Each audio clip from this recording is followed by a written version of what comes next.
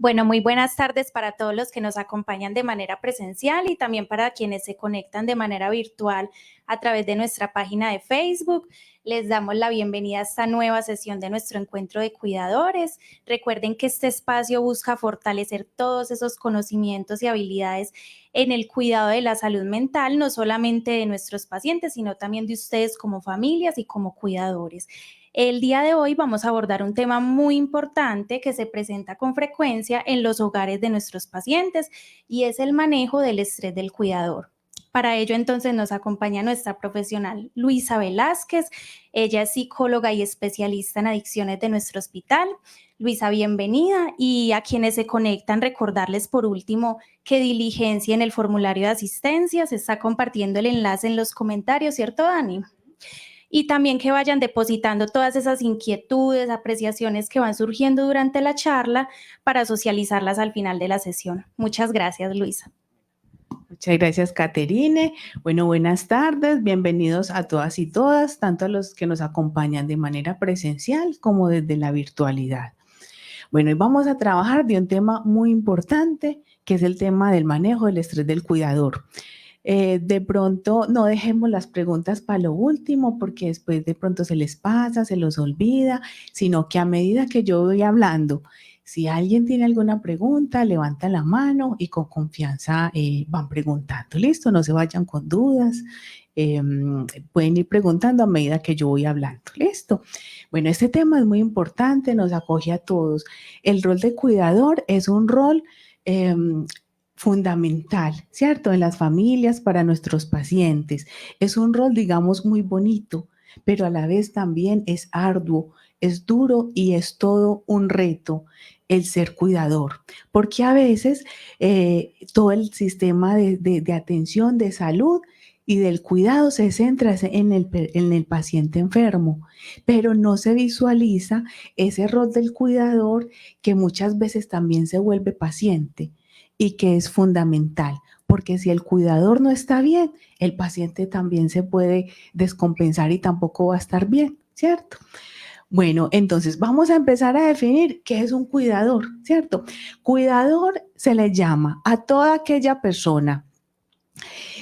Puede ser miembro de la familia o no miembro de la familia, que se encarga de brindar cuidados a otra persona. Y esta prestación de este servicio puede ser remunerado o no remunerado, ¿cierto? Eso es lo que llamamos cuidador. Generalmente, ¿qué implica ser cuidador? Entonces, hay que invertir grandes cantidades de tiempo y energía que demandan actividades desde lo físico, lo emocional, lo social y lo financiero. Entonces, ser cuidador implica varias áreas, casi que compromete varias áreas o ámbitos de la vida de una persona. Uno conoce personas que tienen que, digamos, hacer todo un cambio en su estilo de vida cuando asumen un rol de cuidador.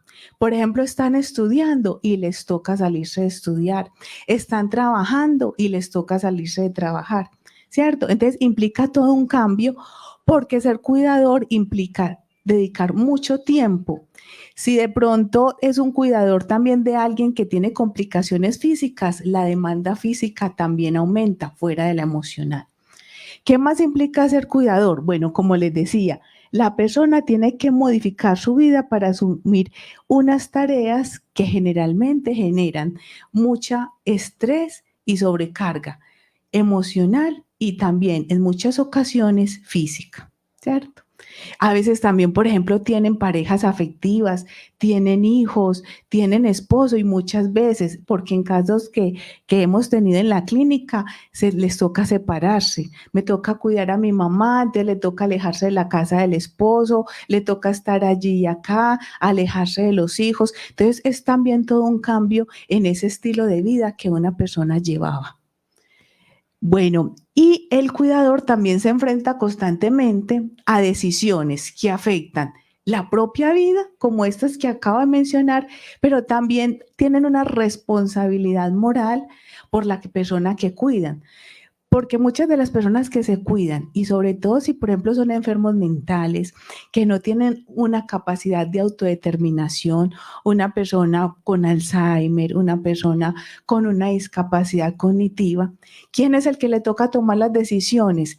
Al propio cuidador, porque la otra persona no tiene esa capacidad. Entonces, es como una responsabilidad moral consigo mismo, pero también la responsabilidad moral con la persona que uno cuida. Y a veces son decisiones que puede que no sean fáciles, de si hacer un tratamiento o no, ¿será que a él le conviene estar aquí o allá? ¿Será que esto le va a convenir o no? A veces que les ofrecen opciones terapéuticas como el TECAR, ¿cierto? Y el familiar dice, esto sí convendrá, no convendrá, ¿cierto? Entonces también, ¿sí? Bueno, terapia electroconvulsiva, ¿cierto? Es como para dar un ejemplo de que a veces los profesionales te pueden ofrecer alternativas terapéuticas y así los cuidadores, uno dice, ¿y qué es eso?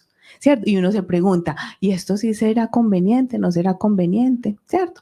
Obviamente, pues uno debe escuchar los argumentos y dejarse pues también guiar por los profesionales. Pero de todas maneras, el cuidador tiene que tomar decisiones en muchos ámbitos que eso también genera un estrés, ¿cierto? Y una responsabilidad.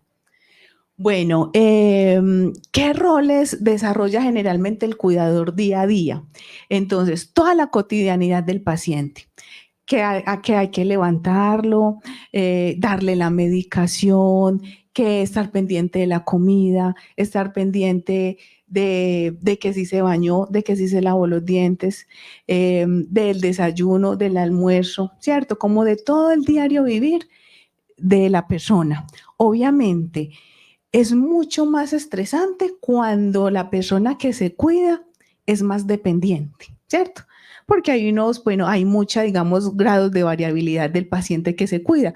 Cuando el paciente es pues funcional, autónomo, la carga del cuidador quizás no es tanta, pero cuando es una persona que depende mucho del que cuida, la carga emocional es mucho más alta, ¿cierto? Y entonces los cuidados y el estar pendiente también implica mucho más esfuerzo o energía, tanto físico como psicológico y emocional. Bueno, entonces estar pendiente de que el paciente se tome los medicamentos. Sobre todo muchos pacientes con enfermedad mental no se les recomienda que sea el paciente el que tome el medicamento. ¿Por qué? Porque a veces los pacientes no tienen conciencia de enfermedad, porque ellos muchas veces dicen que no lo necesitan y si se les da, entonces no se lo toman, si se les da como la libertad. Otros de pronto tienen un riesgo suicida y entonces hacen mal uso del medicamento y ingieren sobredosis. Entonces, por muchos aspectos es muy importante y muchas veces se les dice a la familia que sea un tercero. Generalmente, ¿quién es ese tercero? El cuidador, para que sea el que maneje los medicamentos. Pero es un rol más, ¿cierto? De estar pendiente como de que el paciente sí se los tome y en qué horario se los debe tomar.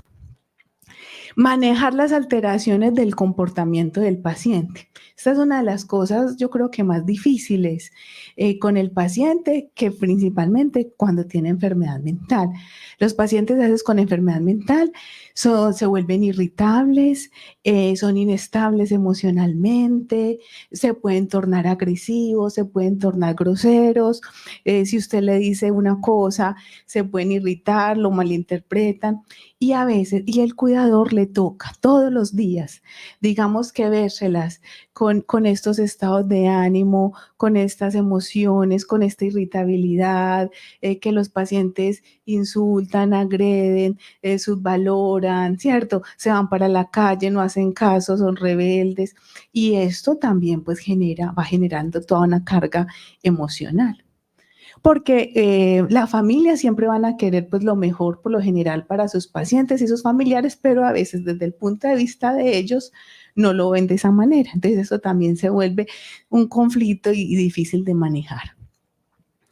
Bueno, para poder realizar todos estos roles que ejerce un cuidador, una persona con seguridad, sin darse cuenta, tiene estrategias de afrontamiento. O sea, tienen estrategias de afrontamiento, muchas veces ni se dan cuenta cuáles tienen, pero las deben tener, que es la manera como asimilan todas estas situaciones de la vida diaria, ¿cierto?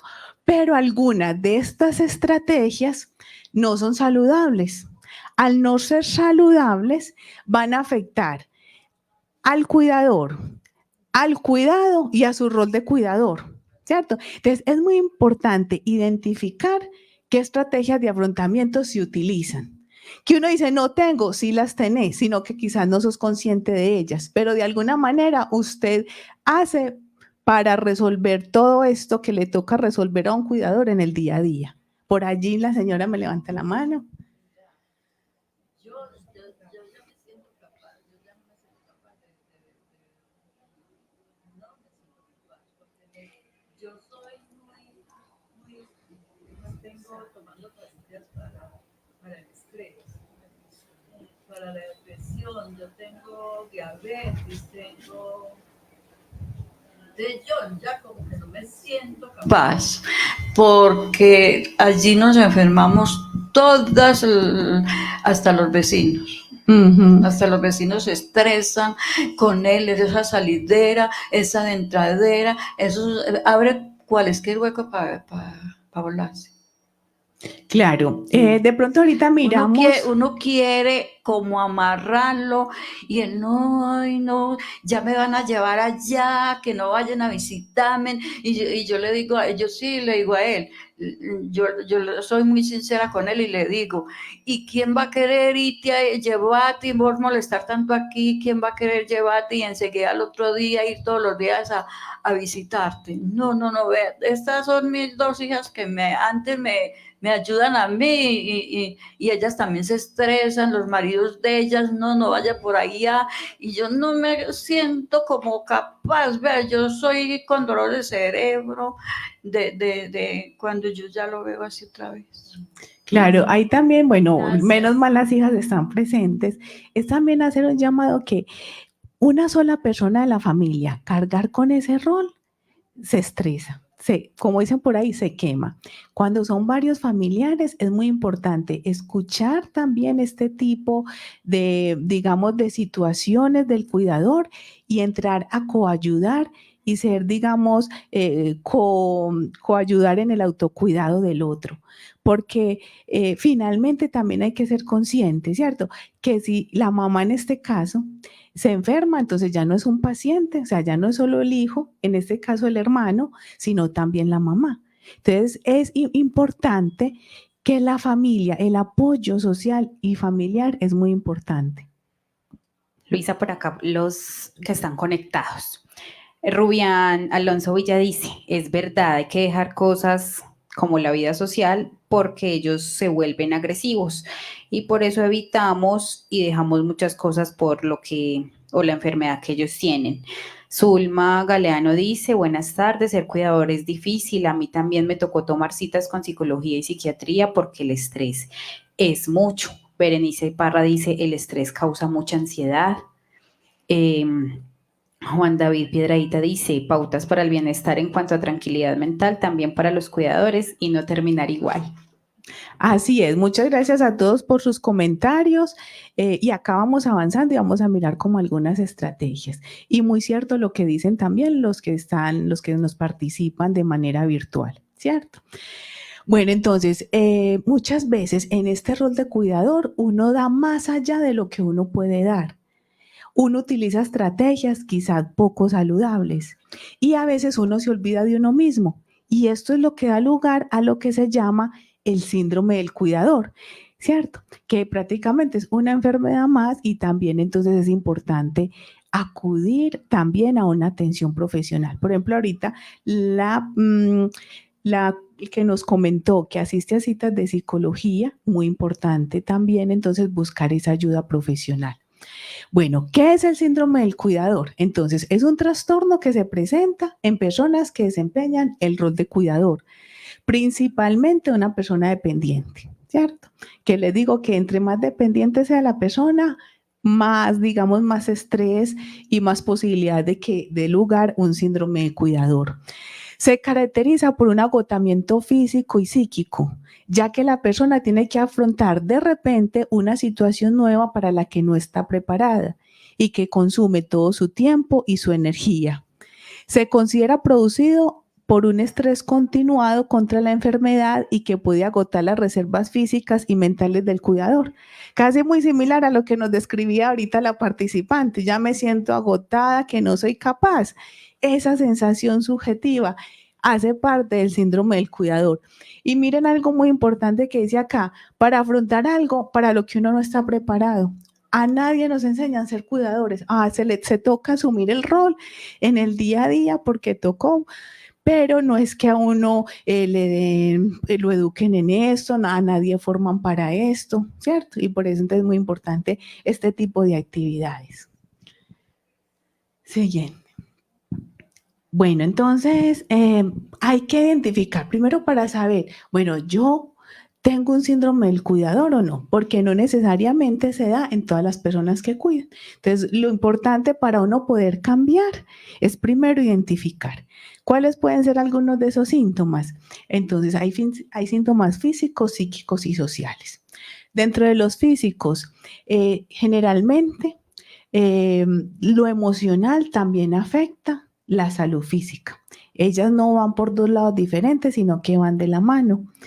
Entonces, hay muchas dolencias físicas que entonces consultan por un dolor de cabeza, por un dolor en el colon, por una gastritis y les hacen exámenes médicos y todo resulta muy bien, pero muchas veces porque el origen de esos dolores no son orgánicos, sino emocionales. Y eso no significa, como mucha gente cree, entonces yo me lo estoy inventando. No, usted no se lo está inventando. Ese dolor sí existe, sino que la causa no es orgánica, sino que la causa es emocional. Entonces, mucha tensión, mucho estrés, entonces el cuerpo también empieza a manifestarse. Generalmente, los dolores que más se asocian de origen emocional tiene que ver con temas de dolores de cabeza, síntomas digestivos, gastritis, temas de dolor en el colon, a veces episodios de palpitación, taquicardia, que son como episodios de ansiedad. Muchas personas creen inicialmente que es que tienen problemas del corazón y salen buenos y resulta que es el tema del estrés, ¿cierto? Otro aspecto también asociado al estrés es un dolor acá en el cuello y en la espalda. Ese también está muy asociado a ser un origen emocional, es dolores de origen más emocionales. Bueno, a nivel psíquico, el tema de la depresión. Entonces, ahorita, como decía también un participante, toca como alejarse de la vida social.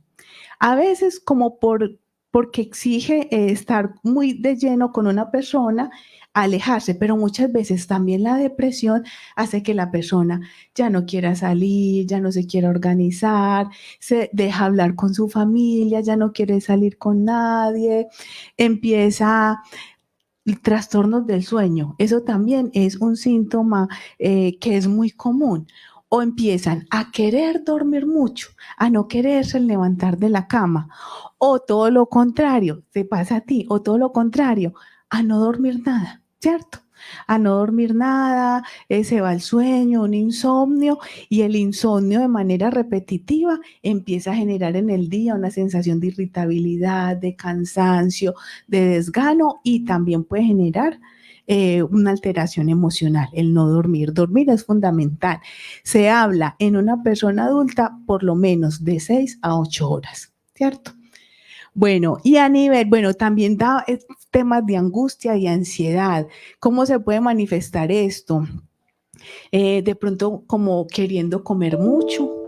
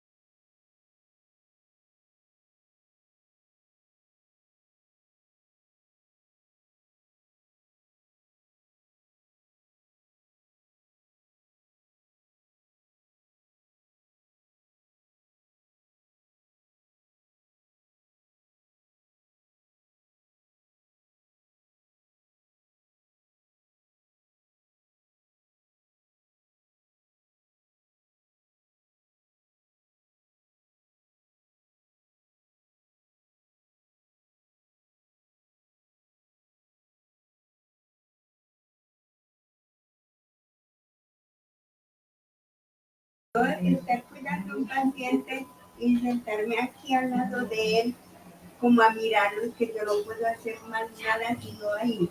Entonces, eso va a empezar. Pues vea, es importante que la familia, ¿cierto?, le diga a la persona que es cuidadora, si no es un miembro de la familia, cuáles son sus funciones. Entonces, por ejemplo, ¿cuál sería la idea de un cuidador cuando es externo a la familia? Pues brindarle el medicamento, de pronto actividades de autocuidado, de estimulación cognitiva, o de salir a caminar, de llevarlo a las citas, de reclamar medicamento. Ya habría que mirar si la persona puede cocinar o brindarle la alimentación, como todo este tema del cuidado, de saber que el otro está bien con su medicación, desde la autohigiene, desde las rutinas del día a día, ¿cierto?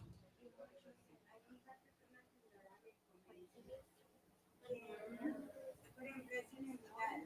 Entonces, yo no sé si es de parte del municipio o que empresa, no sé, que son cuidadores. Y Sí. entonces van a la casa del paciente que no pueden hacer absolutamente nada, sino ahí como mirando al paciente y ya y dándole los medicamentos, pero que vaya como por descansar un poquito, a lavar un pocillo que el paciente tomó, que no pueden absolutamente nada, sino estar ahí con el paciente, que cansa, Todo el que día. estrés, entonces se enferma más.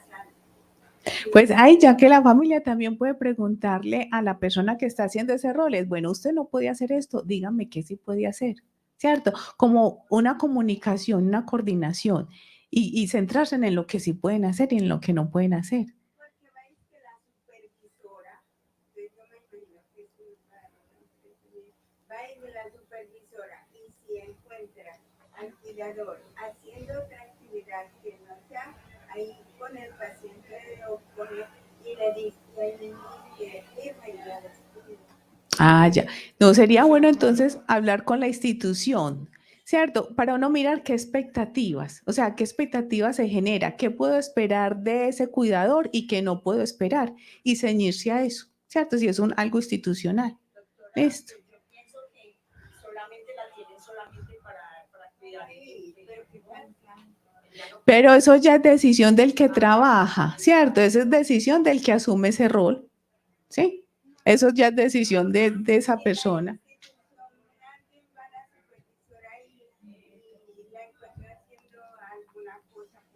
Descansar, porque estuvo todo el día cuidando a una persona viéndola, se enferma más de lo que se enferma la señora, como dice el caso de ella, es enfermante. Así mismo va a ocurrir con él, sino que en este caso puede ser algo más voluntario también. De pronto la persona tiene más la posibilidad de decir, ay, no, esto no es lo mío, yo no trabajo acá. A veces cuando es la misma familia, hay muchas veces no hay elección, o le toca o le toca, ¿cierto? Entonces también es mirar esa diferencia, porque cuando es un trabajo, pues ya uno decide también si se queda ahí o no. Digamos, es más fácil poner límites también. Bueno, por allí otra preguntita. Buenas tardes.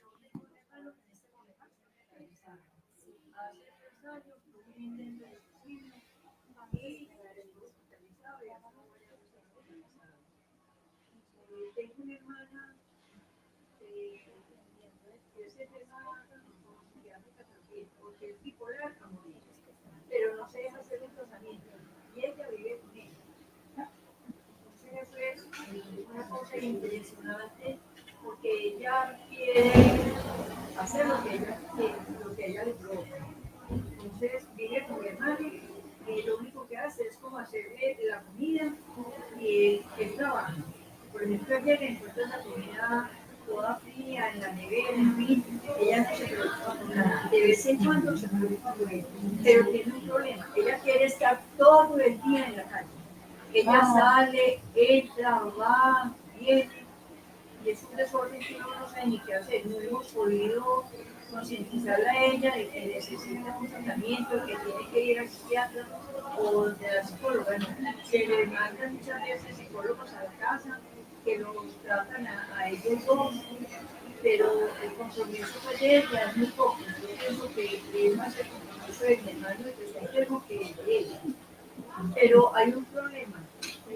hermano, por ejemplo, es un desorden impresionante. Él se organiza muy bien, él físicamente se organiza, pero por ejemplo a Chicomier mantiene todo, acumula todo. Y es un polver y un desorden, mi hermana igual a él.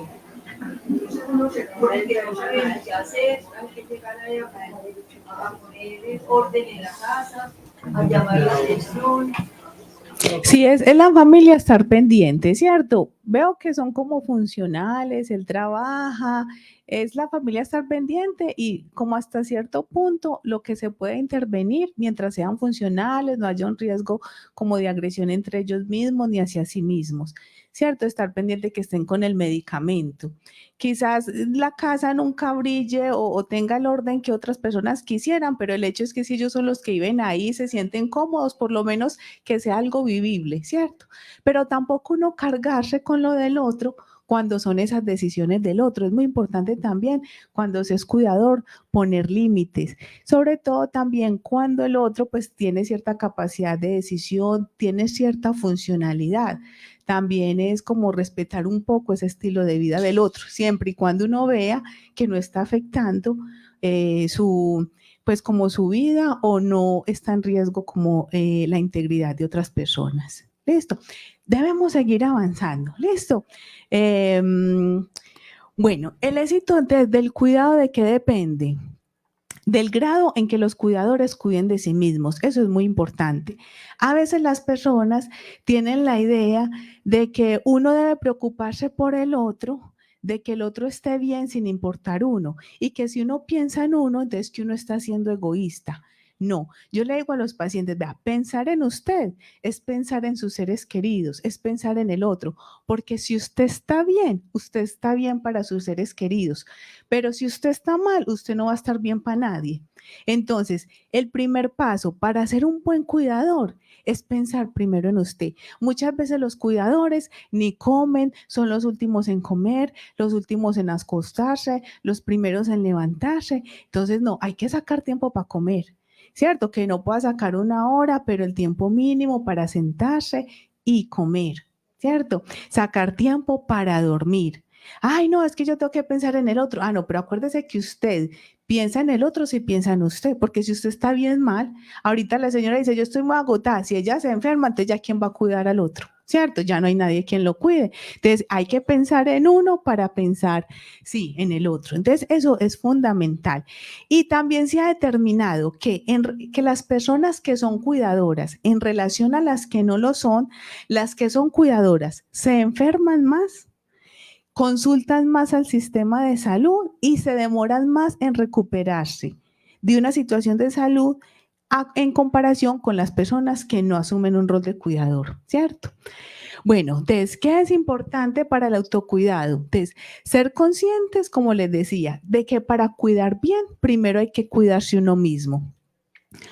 Organizar la vida cotidiana siempre contando con los otros miembros de la familia o con la red de apoyo. Acá también es una como sensibilización a las familias de no dejar la carga del cuidado de una persona o de una responsabilidad en un solo miembro de la familia. Es importante que haya una distribución de este rol. Por ejemplo, que el cuidador más permanente pueda tener siquiera un día libre a la semana y que ese día sea rotativo por otras personas de la familia, ¿cierto? Eso sería lo ideal o lo fundamental.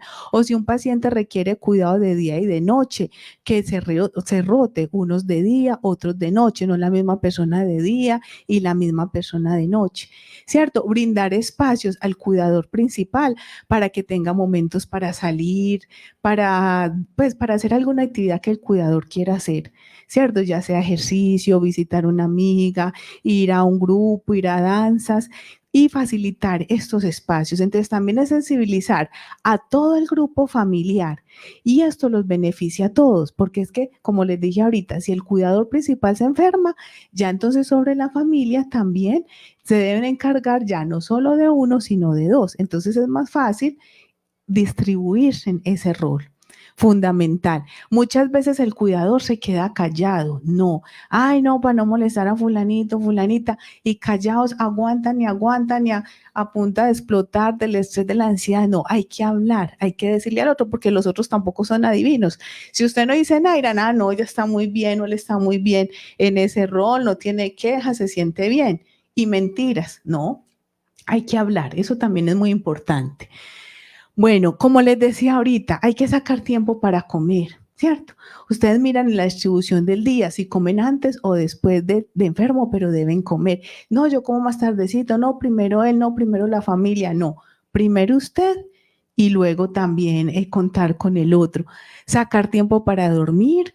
Y como les digo, si necesitan pedir ayuda a la familia, deben pedirla, no quedarse callados.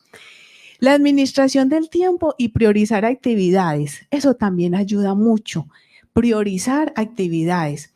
Ve, hay personas que está bien que uno sea muy dedicado al orden y al aseo, pues entonces todo el día tienen que barrer, trapear, todos los días tienen que lavar el baño, más el rol del cuidador, que yo no puedo ver una basurita, no, hay que ser flexibles un poco con eso.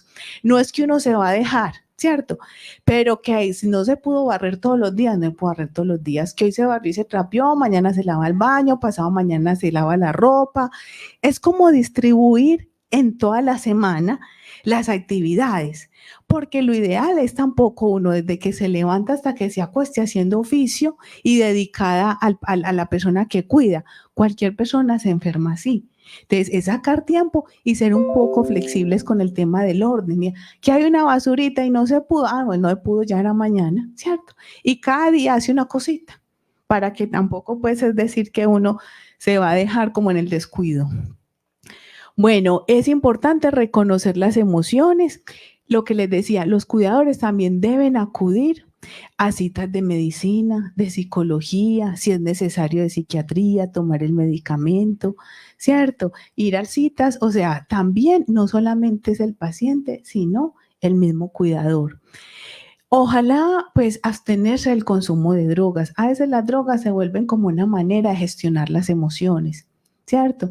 De relajarse, para olvidar un poco la situación que están viviendo, el estrés, ¿cierto? Y recuerden que las drogas también son legales, o sea, hay drogas legales como el licor y el cigarrillo, que también son muy dañinos, ¿cierto? Desde lo físico y el licor también desde lo psicológico, ¿cierto? Pues desde lo emocional también inestabiliza, puede aumentar temas de depresión, de desregulación emocional. Entonces, porque mucha gente cree que el licor no es una droga o el cigarrillo tampoco. Y a veces también consumen mucho cigarrillo. Un alto consumo de cigarrillo también es muy perjudicial para la salud. Incluso puede generar mayores niveles de ansiedad, estar más activo, quita el hambre, quita el sueño y antes usted necesita dormir, ¿cierto? Y comer, y esto muchas veces empieza a afectar como todos esos estilos de vida saludables. Buscar otras estrategias, ¿cierto? Actividades que les gusten. No a todo el mundo le gusta lo mismo, pero es identificar, bueno, a mí qué me gusta, yo con qué me relajo. Entonces hay gente que escuchar música, escribir, leer, ver algún programa, ver televisión, salir a caminar, hacer ejercicio. Se ha demostrado que el ejercicio es muy beneficioso en el tema de la salud mental. Libera el estrés, libera las tensiones, baja la presión arterial, mejora y regula todo el tema de la parte digestiva, ¿cierto? Entonces, el ejercicio. Hacer ejercicio no es irse a un gimnasio a levantar pesas, como mucha gente cree, no. Hay muchas maneras de hacer ejercicio. Es que no me gusta ir al gimnasio, no, es que hacer ejercicio no es solamente irse para un gimnasio, ir a montar bicicleta, ir a nadar, trotar, caminar, ¿cierto? Hay muchas otras maneras de hacer ejercicio a las que las personas pues se pueden acomodar. Hablemos un poco del estrés, ¿cierto? Cada que mencionan el estrés creemos que es algo negativo, malo. No, el estrés se compone como en dos, se divide en dos, el eustrés y el distrés. Hay estrés que es positivo, que nos moviliza, que nos ayuda a adaptarnos a una situación. Generalmente tiene que ver con una actividad que es agradable para uno, ¿cierto? Uno tiene un empleo nuevo y uno está muy emocionado con su empleo nuevo y uno en el afán de adaptarse, de que le vaya bien, eso genera cierto estrés, pero es un estrés que te ayuda como a movilizarte, a poner atención, a hacer bien las cosas, ¿cierto? Y que te lleva a tener estrategias para mejorar habilidades, para mejorar capacidades y para uno adaptarse a una situación. Pero hay un estrés que sí puede enfermar a la persona, que es el distrés. Este generalmente sí es cuando uno hace una tarea que no le gusta, una tarea que es desagradable para uno, o que es difícil o que se prolonga mucho en el tiempo. Este tipo de estrés, si no como el anterior, no nos permite adaptarnos, no nos permite generar nuevas estrategias y nuevas habilidades, sino que este sí es el que nos enferma. Sí, el que nos puede enfermar, que es el que debemos cuidar. Todos estos síntomas, también físicos, psicológicos, conductuales, también nos indican que uno está estresado, muy parecido como al tema también del síndrome del cuidador, ¿cierto? Son como más o menos los mismos síntomas, también como para no extendernos acá, como un poco. Continuemos. Bueno, entonces, estrategias de afrontamiento, lo que hablamos ahorita, que es muy importante que sean saludables, ¿cierto? Es muy importante que cada uno también se pregunte qué estrategias de afrontamiento tiene en ese rol de cuidador cuando son cuidadores. Bueno, hay las estrategias de afrontamiento las podemos mirar como la resolución de problemas. Hay unos que son centrados en el problema y otros que son centrados en la emoción, ¿cierto? ¿Cuáles son las centradas en el problema? Cuando la situación se puede cambiar generalmente, ¿cierto? Hay algo que yo puedo cambiar, hay algo que me está generando estrés y yo puedo mirar estrategias para cambiar esa situación que me está afectando, ¿sí? Entonces, es muy importante cuando usted sienta mucho estrés, a veces la gente cree que la solución es no pensar. Yo le digo a mis pacientes, no, es que la solución no es no pensar, porque usted no piensa y la situación sigue ahí, no desaparece, ¿cierto? Lo que hay que saber es cómo piensa uno, porque también hay otras personas que lo que hacen es tener un pensamiento rumiante. Un pensamiento rumiante es un pensamiento estéril, que simplemente es pensar todo el día, ay, no tengo un problema, ay, no, qué estrés, ay, no, yo qué hacer con eso, pero no pasan de ahí, ¿cierto? Pero sí hay que sacar tiempo para pensar y uno poder tramitar eso y buscar solución. Y cuando uno busca una solución y resuelve eso que está estresando, va generando esa percepción de que yo tengo control sobre las cosas y la sensación de ansiedad y de estrés va disminuyendo. Entonces, es usted tomarse el tiempo de decir, bueno, de este rol de cuidador, que es lo que estamos centrados hoy, ¿qué es lo que a mí me estresa? ¿Cierto?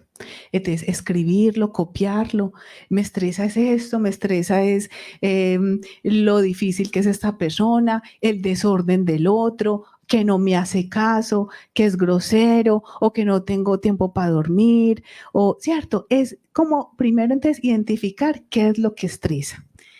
Hay varias cosas, identifique de eso que lo estresa. Una vez identificado, mire, ¿cuál de esas cosas se puede cambiar? ¿Sí? Y sacar a un lado las que se pueden cambiar.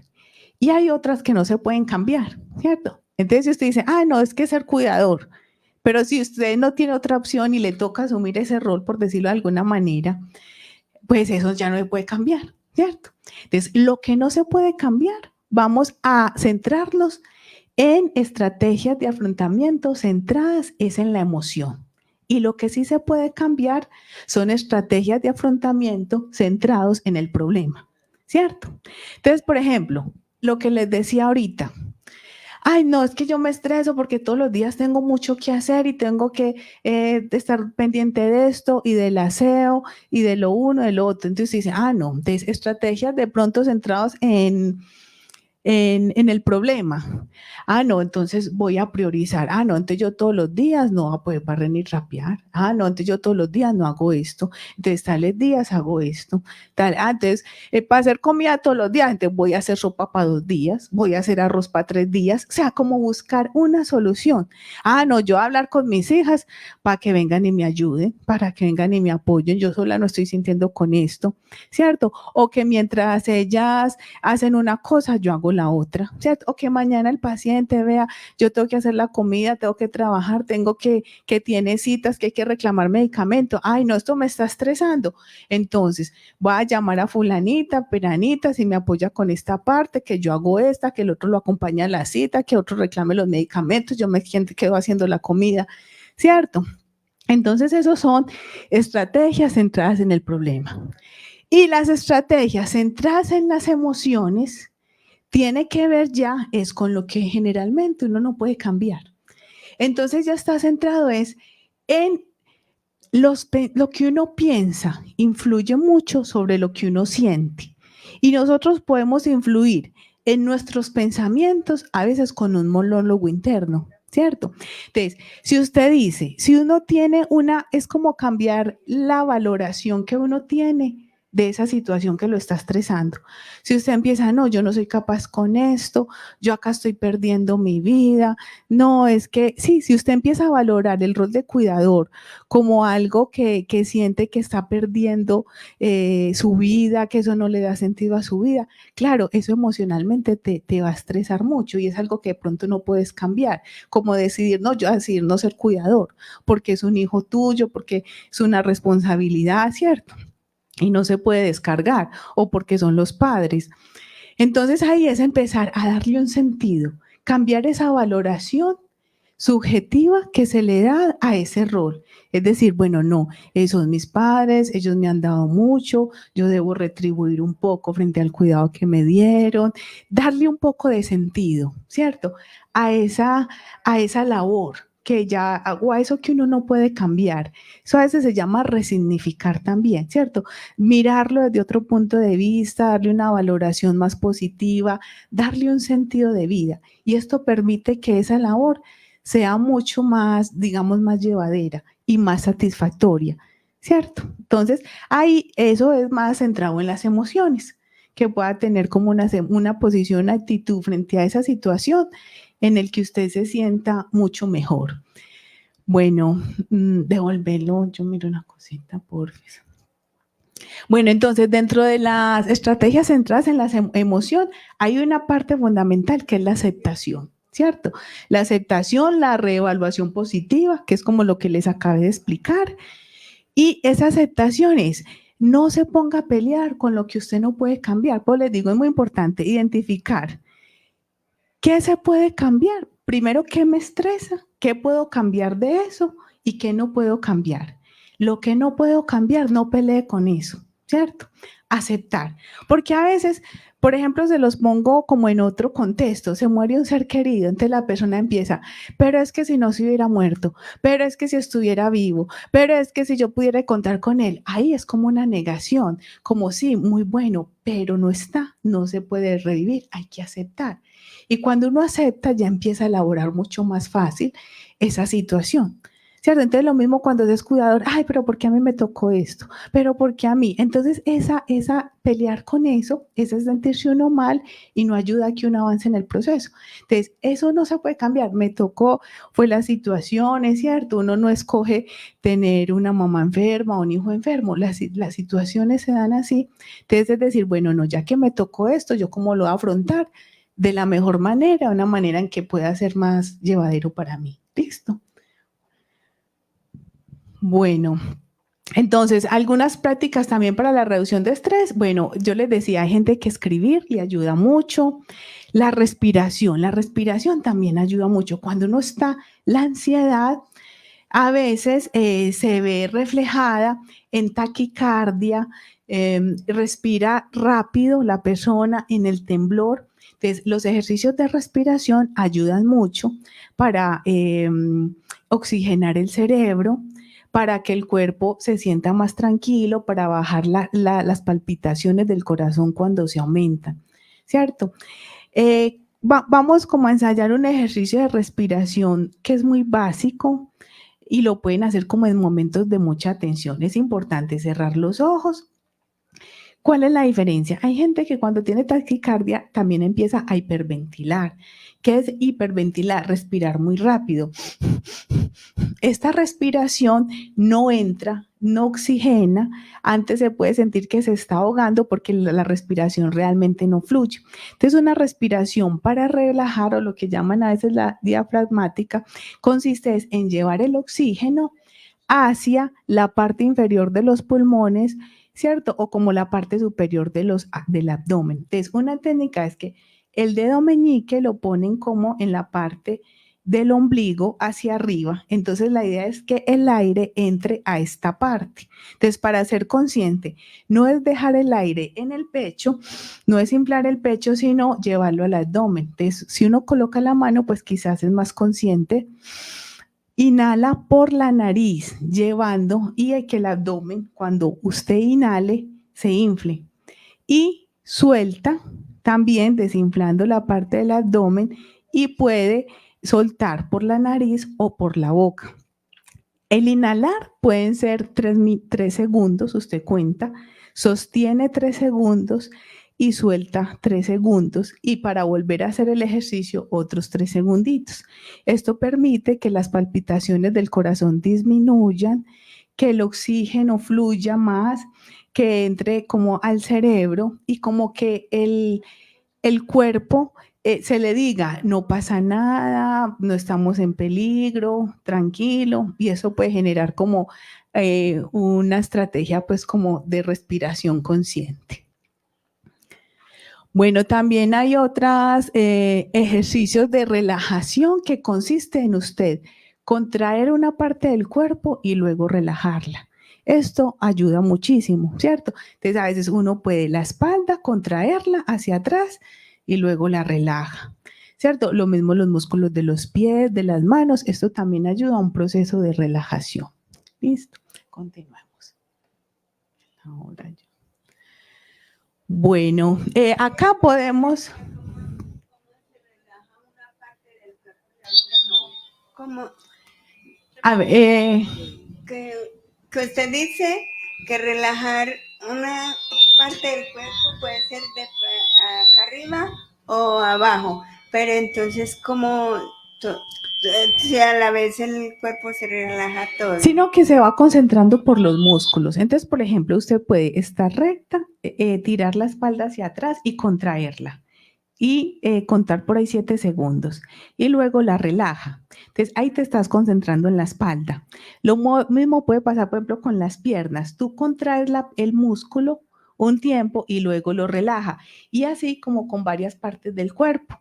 O sea, eso se llama la relajación progresiva de Jacobson. Y se ha demostrado que permite ir relajando. Usted lo puede ir haciendo desde los músculos de la cara hasta los músculos de los pies, poniendo música relajante, va contrayendo cada músculo y lo va relajando. Ese es como el proceso. ¿Listo? Bueno, también hay una técnica que es el de las autoinstrucciones. A veces los monólogos internos ayudan muchísimo, ¿cierto? Ahorita les decía que los pensamientos tienen efecto sobre las emociones y que nosotros podemos influir en nuestros pensamientos con una especie de monólogo interno. A veces los seres humanos tenemos pensamientos muy automáticos que como que van surgiendo en la mente, sino no como pensarlos mucho, ¿cierto? Por ejemplo, uno ve una tarea muy difícil y como que inmediatamente hace la mente le dice a uno, ay, ¿usted sí va a ser capaz con eso? No, usted no va a ser capaz. Entonces, debemos identificar ese tipo de pensamientos e inmediatamente cuestionarlos. Y ahí es donde entra el monólogo interno. Entonces uno dice, no, ¿cómo así que no voy a ser capaz? Ay, yo he podido con cosas peores. Si pude con esto, yo con esto también. Pues intentémoslo primero. Yo no voy a decir que no soy capaz hasta no intentarlo. Sí, entonces eso permite también bajar mucho el estrés y generar una sensación como de autoeficacia personal, como de yo puedo. Esto es muy importante en diferentes situaciones, ¿cierto? Entonces, por ejemplo, cuando uno se siente muy estresado, entonces acá tenemos un ejemplo, entonces la mente puede que te diga, no, yo no voy a poder con todo esto, ¿cierto? Otra cosa es decir, bueno, esto está como difícil, pero si elaboro como un plan, una estrategia, si miro como unas prioridades, lo puedo lograr. Entonces es muy diferente un pensamiento a otro. Generalmente los automáticos tienden a hacer lo que los pacientes llaman, no tengo mucho pensamiento negativo, ¿cierto?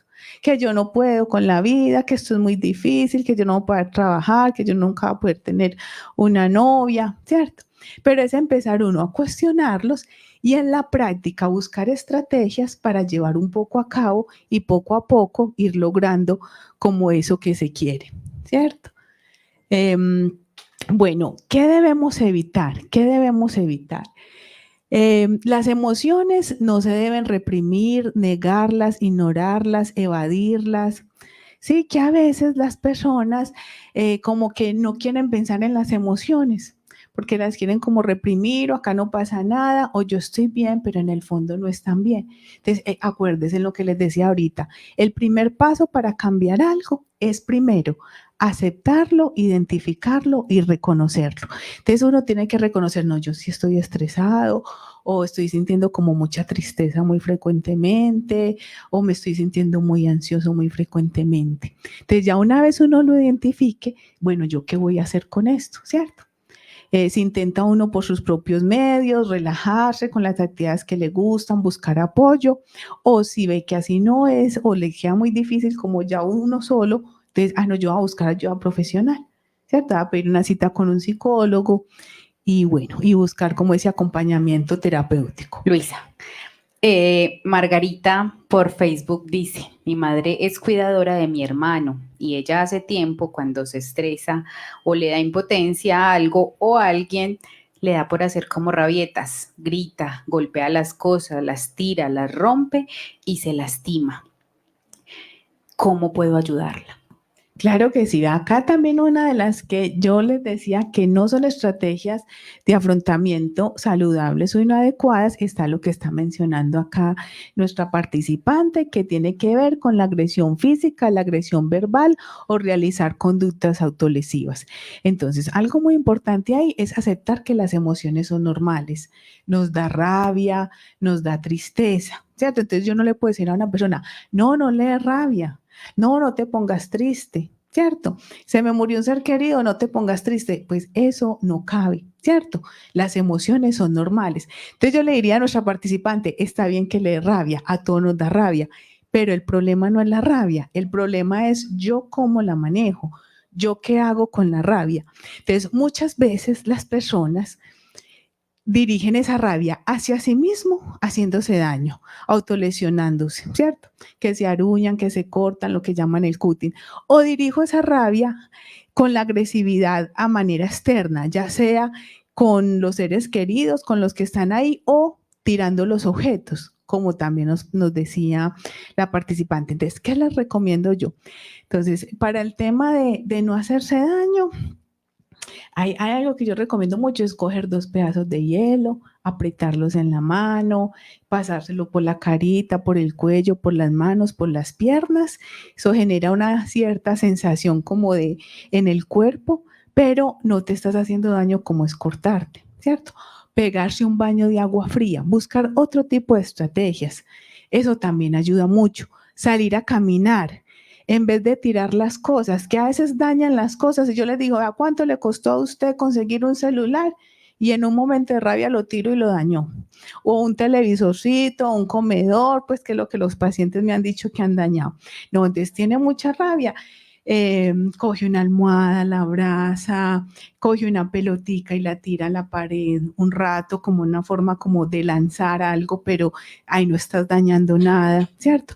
Como buscar otras estrategias, escribir, salir a caminar, trotar, el ejercicio, escribir todo lo que se está sintiendo sin insultar a nadie y luego uno rompe y bota esa hojita, ¿cierto? Son como algunas cosas por las que se pueden utilizar para canalizar esa sensación. Cuando los pacientes es una constante que sean de pronto muy irritables, muy agresivos, yo les digo, cuando pueda se consigue algún saco de voceo y cada que sienta rabia, que le quiera pegar a algo, va y practica un poco el voceo en el saco de voceo y ahí logra como liberarse sin hacerle daño a nadie ni hacerse daño a usted. Eso es lo más importante. Listo. Bueno, esto era pues como el tiempo es corto, no se pudo extender como mucho, pero creo que logré como hacer anotaciones como a cositas más importantes y que les pueda como ayudar. ¿Alguna duda?